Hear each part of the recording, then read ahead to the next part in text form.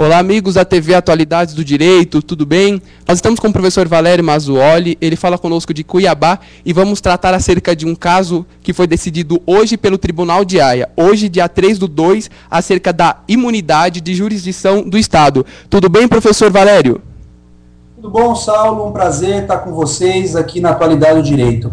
Como você disse, hoje, 3 de fevereiro de 2012, um dia importante para o direito internacional, porém um dia também triste para aqueles que lidam no direito internacional dos direitos humanos. O que aconteceu? Hoje, a Corte Internacional de Justiça, o Tribunal de Haia, decidiu um caso paradigmático no direito internacional e que já era aguardado há muito tempo pela sociedade internacional. O caso se um Estado tem ou não tem imunidade perante a justiça de outro em caso de violação de direitos humanos. Porque sabe-se que classicamente, isso vem desde o costume internacional, depois passando pelas convenções sobre imunidades, etc., da década de 60, que um Estado tem imunidade perante a justiça de outro. Quer dizer, o Brasil não pode demandar a França em território brasileiro e a França não pode demandar o Estado brasileiro em território francês e assim por diante.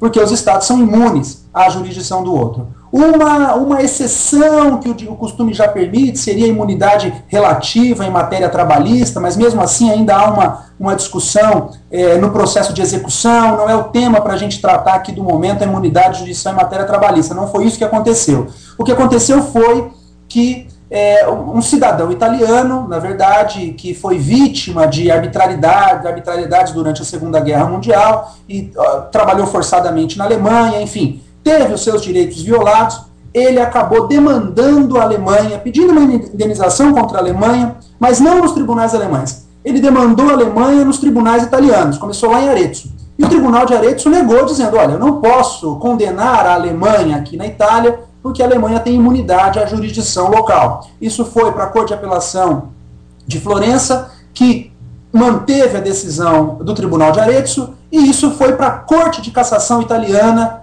em Roma, que é o Tribunal Constitucional italiano, o tribunal que decide as maiores questões, seria o Supremo Tribunal Federal da Itália, a Corte de Cassazione, e que ela disse, então, não.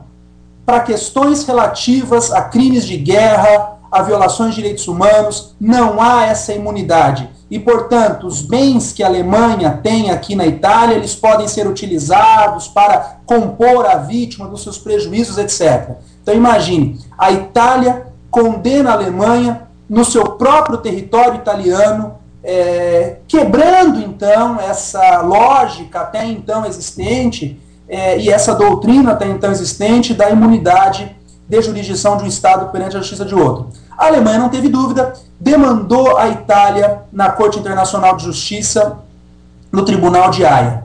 E aí, então, o Tribunal de Haia teve que decidir efetivamente se os Estados, para questões específicas que envolvam crimes de guerra, violações do direito internacional humanitário e crimes que envolvam os direitos humanos e temas relativos aos direitos humanos, relativos também ao ius cogens internacional, se esses temas eles não seriam uma exceção à teoria das imunidades. E todos nós estávamos aguardando um posicionamento novo da Corte Nacional de Justiça, no sentido de que fosse mantida a decisão do Tribunal da Corte de Cassação italiana.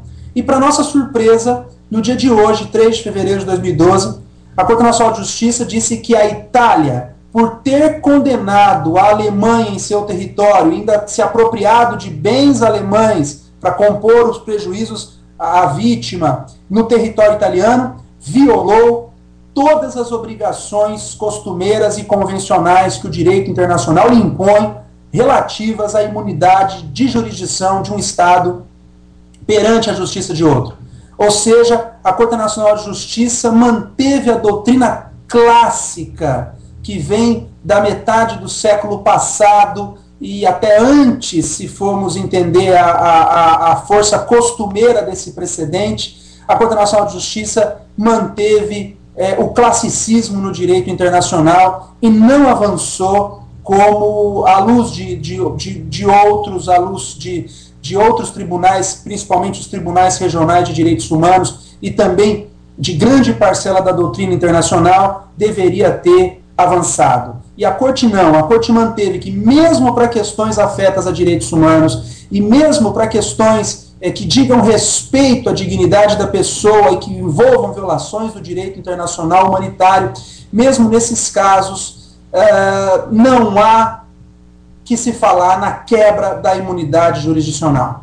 E o curioso é que de 15 juízes da Corte, né, praticamente em todos os casos, em todos os quesitos, né, vários quesitos foram formulados, se houve violação do direito nacional humanitário, se houve violação do costume internacional, se houve violação do ius cogens, se tem exceção ou não ao tema das imunidades, apenas um juiz é que ficou vencido em todos os quesitos, posicionantes no sentido de que, para violação de direitos humanos, a imunidade não pode ser mais essa imunidade clássica, essa imunidade legalista, essa imunidade positivista do direito internacional. E quem é esse magistrado, quem é esse juiz? O nosso juiz, nosso porque brasileiro, Antônio Augusto Cansá Trindade, né? Nós sabemos que existe de 15 juízes da Corte, um deles atualmente é brasileiro, vários brasileiros já passaram pela Corte, antes do professor Cansá Trindade era o ministro Francisco Rezec, e vários outros brasileiros,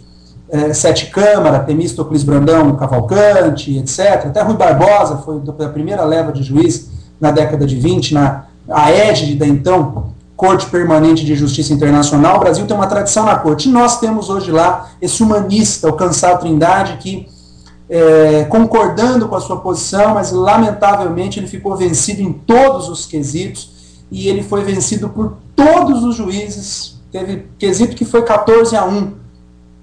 Ele ficou absolutamente isolado. Então nós vamos começar a entender o que isso vai significar para a doutrina internacionalista, né?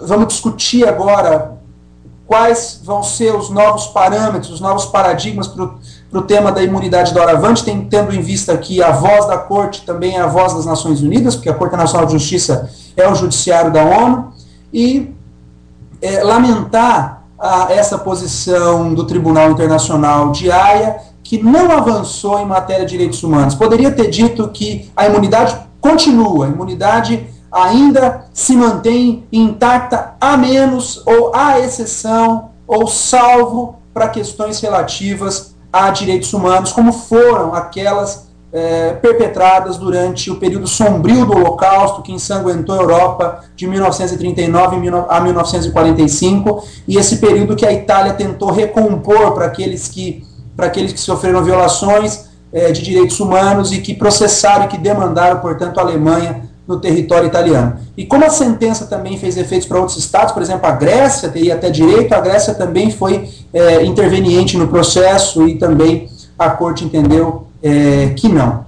Bom, os livros de doutrina continuam inalterados, tudo aquilo que eu falo no meu curso de Direito Internacional Público da editora Revista dos Tribunais se mantém, não há alteração, portanto, na edição de 2012, o que era na década de 30, 40, 50, 60 e hoje em 2012 continua sendo a mesma coisa, os livros não vão ser modificados nesse ponto. A Corte nada mais fez do que manter uma doutrina clássica do direito internacional, segundo a qual a imunidade de jurisdição do Estado tem caráter absoluto perante o juiz do outro. E, na minha opinião, lamentavelmente, porque poderia ter aberto a exceção que a doutrina já vinha construindo, a exceção para o direito internacional dos direitos humanos. Quem se interessar, vá lá no site da Corte Internacional de Justiça, tem a sentença em língua francesa ou em inglês, e tem o voto divergente do juiz Cansá Trindade, desse nosso amigo brasileiro, que é representante na Corte Internacional de Justiça, é um dos 15 juízes, um voto de mais de 80 páginas, decidindo, né, divergindo, contrariando, contestando essa sentença da Corte Nacional de Justiça, segundo a qual ele mesmo, Cansá Trindade, começa lamentando. De qualquer forma, então, isso mostra um panorama que nós temos do direito internacional, isso parece nos revelar que nós temos aí um panorama conservador, né? Salvo um dos magistrados, um dos juízes, que coincidentemente é o juiz brasileiro, é o juiz de nacionalidade brasileira, nosso amigo Cansá Trindade, Os outros 14 magistrados têm uma posição conservadora e, enfim, não aceitaram, não acataram a tese italiana de que a imunidade da Alemanha deveria ser rejeitada por se tratar de um contexto totalmente especial, que não envolvia uma questão Estado-Estado, mas que envolvia uma questão de direitos humanos, uma questão de ius cogens e uma questão de crime contra toda a humanidade. Infelizmente, não foi isso que a Corte entendeu, e me parece em violação, em choque, não dialogou corretamente com os tribunais, os próprios tribunais regionais de direitos humanos, que já vêm entendendo de maneira diversa. A Corte Europeia de Direitos Humanos, a Corte Interamericana de Direitos Humanos e também a doutrina internacional mais abalizada, que também vem entendendo de maneira diversa. Mas a novidade era essa, quer dizer, uma novidade que não houve novidade, na verdade, tudo se manteve, nada de novo no front, tudo se manteve como antes, mas nós imaginávamos, e os juristas, os internacionalistas também, imaginavam que a Corte não daria essa sentença, que a Corte revolucionasse o tema das imunidades. Portanto, hoje tudo está como sempre foi e provavelmente durante um futuro breve aí as coisas se manterão no mesmo patamar, da mesma forma. Era essa a novidade de hoje, isso está em todos os blogs e sites, no Twitter dos internacionalistas, é o assunto mais comentado hoje e essa semana, consequentemente durante toda essa semana, no cenário do direito internacional, essa sentença da Corte Internacional de Justiça de 3 de fevereiro de 2012, que negou o direito da Itália de demandar um outro Estado em seu território e arrestar seus bens, etc., e prevalecendo a tese da imunidade de jurisdição de um Estado perante a justiça de outro. Era isso, obrigado e até a próxima. Muito bem, obrigado, professor Valério, obrigado. Nós do Atualidades do Direito agradecemos os brilhantes esclarecimentos, professor, e estamos disponíveis aqui para eventuais outras dúvidas que o professor queira esclarecer para nós. Muito obrigado, professor Valério. Eu que agradeço, até a próxima. Até mais.